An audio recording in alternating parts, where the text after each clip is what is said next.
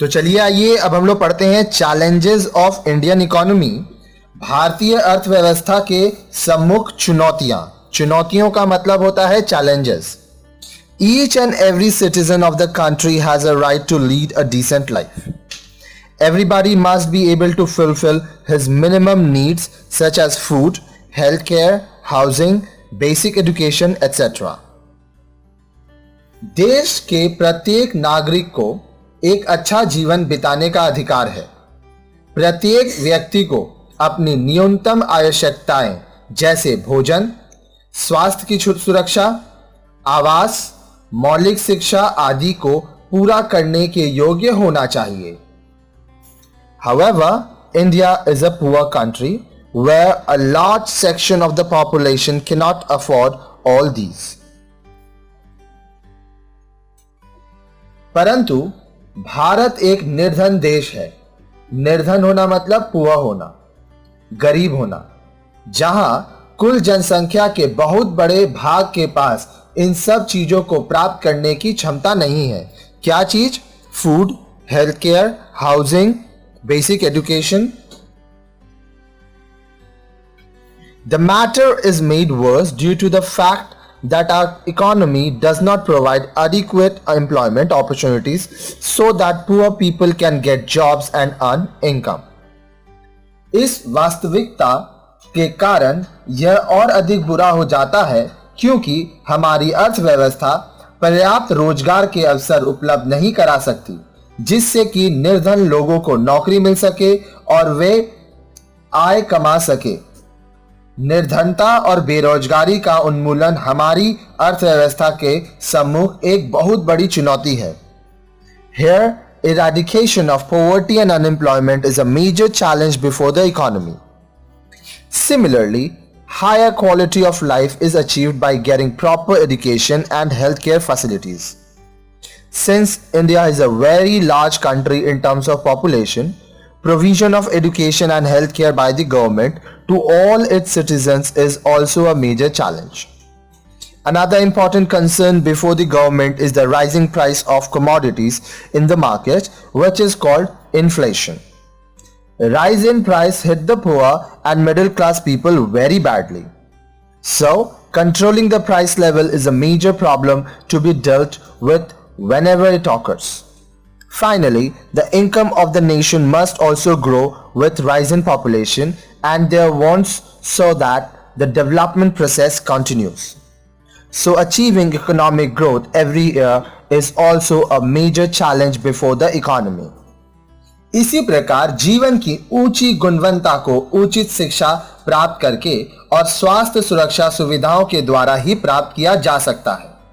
क्योंकि जनसंख्या की दृष्टि से भारत एक बहुत बड़ा देश है, सरकार द्वारा इसके सभी नागरिकों को शिक्षा और स्वास्थ्य सुरक्षा का प्रबंध कराना एक बहुत बड़ी चुनौती है। सरकार के सामने एक दूसरी चिंता है बाजार में वस्तुओं की बढ़ती हुई कीमतें, जिसे मुद्रास्फीति इन्फ्लेशन कहते हैं। बढ़ती हुई कीमतों का निर्धन और मध्यम वर्ग के लोगों पर बहुत बुरा प्रभाव पड़ता है। इसलिए कीमत स्तर पर नियंत्रण करना जब भी आवश्यक हो एक बहुत बड़ी समस्या है। अंत में जनसंख्या और उसकी आवश्यकताओं के बढ़ने के साथ राष्ट्र की आय भी बढ़नी चाहिए जिससे कि विकास की प्रक्रिया चलती रहे। इसलिए प्रत्येक वर्ष आर्थिक समृद्धि प्राप्त करना अर्थव्यवस्था के सम्मुख एक बहुत बड़ी चुनौती है। चलिए अब देखते हैं क्या है। नेक्स्ट है tackling poverty and unemployment.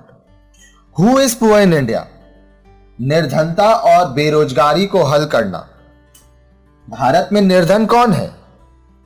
According to planning commission of the government of India, anybody who is not able to get 2400 kilocalories KCL from food intake in rural areas and 2100 kilocalorie from food intake in urban area is termed as poor.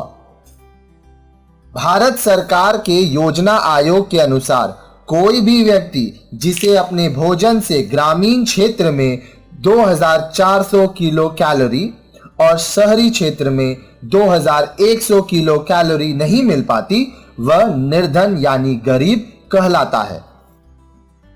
We call this poverty line in India. हम भारत में इसे गरीबी रेखा कहते हैं। How to explain this poverty line? अब इस गरीबी रेखा की व्याख्या कैसे की जाए? You know that food is most essential for our existence. We take food to get energy for our body so that we can perform certain activities. आप जानते हैं कि हमें जीवित रहने के लिए भोजन सबसे अधिक आवश्यक है। हम अपने शरीर को ऊर्जा देने के लिए भोजन करते हैं जिससे कि हम कुछ काम कर सके। How is energy measured? ऊर्जा का माप कैसे किया जाता है? What is the minimum energy requirement for our body per day? हमारी शरीर की प्रतिदिन ऊर्जा की न्यूनतम आवश्यकता क्या होती है? Energy is measured in terms of kilocalories. ऊर्जा को किलो कैलोरी के रूप में मापा जाता है। In rural areas, people do lot of hard work to earn their living. ग्रामीण क्षेत्रों में अपनी आजीविका कमाने के लिए लोग बहुत से कठिन कार्य करते हैं। According to experts, the minimum energy required by a person for doing such work is 2400 kilocalorie in rural area and 2100 kilocalorie in urban area. प्रबुद्ध व्यक्तियों के अनुसार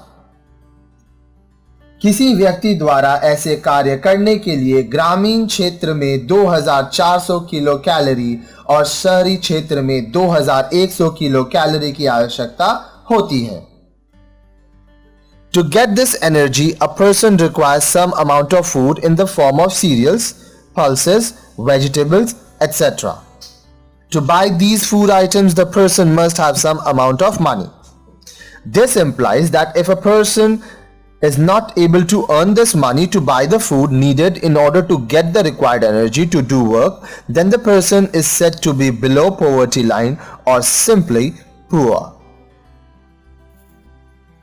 यह कैलोरी प्राप्त करने के लिए किसी व्यक्ति को अनाज, दालें और सब्जियों आदि के रूप में कुछ भोजन की मात्रा की आवश्यकता होती है। इन खाद्य मंदों को खरीदने के लिए व्यक्ति के पास कुछ मात्रा में मुद्रा होनी चाहिए। मुद्रा मतलब पैसा। इससे यह संकेत मिलता है कि यदि व्यक्ति काम के लिए आवश्यक ऊर्जा प्राप्त करने के लिए भोजन खरीदने के लिए अनिवार्य राशि कमाने में समर्थ नहीं होता, तो वह व्यक्ति गरीबी रेखा के नीचे या स्पष्ट रूप से निर्धन कहलाता है। On this basis, it is found that about 27.5% of the population in India was poor in the year 2004-05, which was around 27 crore.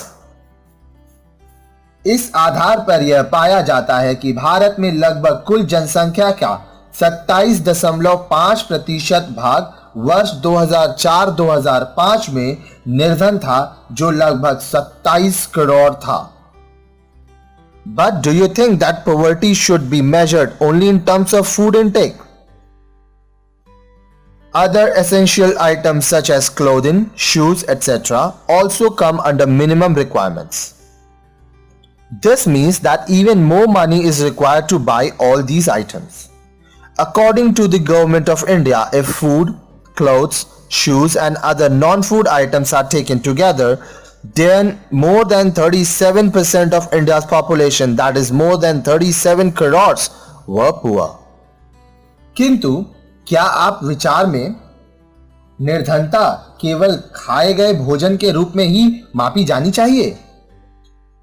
अन्य अनिवार्य मंदे मतलब आइटम्स जैसे वस्त्र, जूते आदि भी न्यूनतम आवश्यकताओं के अंदर आने चाहिए। इसका तात्पर्य है इन सब मंदों को खरीदने के लिए और अधिक राशि की आवश्यकता है। भारत सरकार के अनुसार यदि भोजन, वस्त्र, जूते और दूसरे गैर खाद्य मंदे भी शामिल कर लिए जाएं तो भारतीय जनसंख्या का 37% से अधिक भाग अर्थात 37 करोड़ से अधिक लोग वर्ष 2004-2005 में निर्धन या गरीब थे। Similarly, on the employment front, India is also not doing well. इसी प्रकार रोजगार के विषय में भी भारत की स्थिति अच्छी नहीं है। One major reason of poverty being unemployment among the population who are willing to work.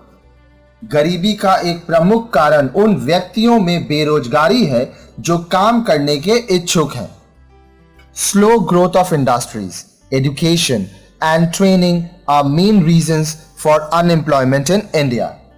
Bharat में उद्योगों, शिक्षा और प्रशिक्षण की धीमी वृद्धि बेरोजगारी के प्रमुख कारण है। Also, our agriculture is already overburdened with population and employment is seasonal there. हमारी कृषि पर भी जनसंख्या का अधिक भार है और उसमें रोजगार मौसमी है। सीजनल एम्प्लॉयमेंट मतलब हर समय नौकरी नहीं मिलता है, कभी कभी मिलता है सीजन में, और जब सीजन नहीं रहता है तो लोग बेरोजगार हो जाते हैं। After harvesting is over, agricultural labor and small farmers become unemployed. जब फसल की कटाई का काम समाप्त हो जाता है, कृषि श्रमिक और किसान बेरोजगार हो जाते हैं। In India, the population labor force was more than 43 crores by the year 2010. Labor force means people who are able to work and are between the age group of 15 years to 59 years. On a daily basis, about 3 to 4 crores or around 8% of this labor force do not get any employment. Bharat में वर्ष 2010 तक श्रम शक्ति की जनसंख्या लगभग 43 करोड़ थी। श्रम शक्ति से अभिप्राय उन व्यक्तियों से है जो कार्य कर सकते हैं और जिनकी आयु 15 वर्ष से 59 वर्ष के आयु वर्ग में है।